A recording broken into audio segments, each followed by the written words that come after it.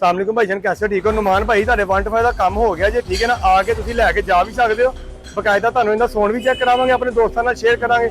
ਔਰ ਜਿਹੜੀ ਚੀਜ਼ ਜਰਮਨ ਦੇ ਵਿੱਚ ਲੱਗੀ ਹੈ ਨਾ, ਅਲਹਮਦੁਲਿਲਾ ਉਹਦੇ ਹੀ ਤੁਹਾਨੂੰ ਪੈਸੇ ਦਿੱਤੇ ਜਾਣਗੇ।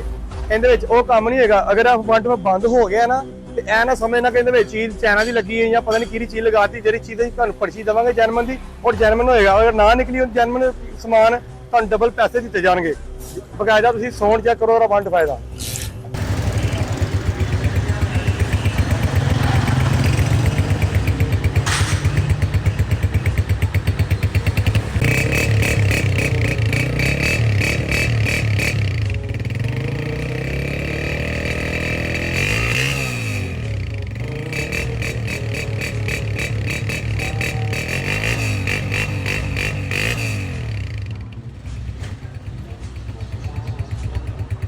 ਤੁਸੀਂ ਚੈੱਕ ਕਰੋ कैसा मस्त खलोता है 125। ਇਹ ਖਾਲੀ ਸੌਣ ਤੇ ਨਾ ਜਾਣਾ, ਇਹ ਰੋਡ ਦੇ ਉੱਤੇ ਚੱਲਦਾ ਹੈਗਾ, ਤੁਹਾਨੂੰ ਪਤਾ ਚੱਲੇਗਾ 125 ਚੱਲਦਾ ਪਿਆ। ਅਲਹਮਦੁਲਿਲਾ, ਅੱਲਾ ਦੇ ਹੁਕਮ ਦੇ ਨਾਲ।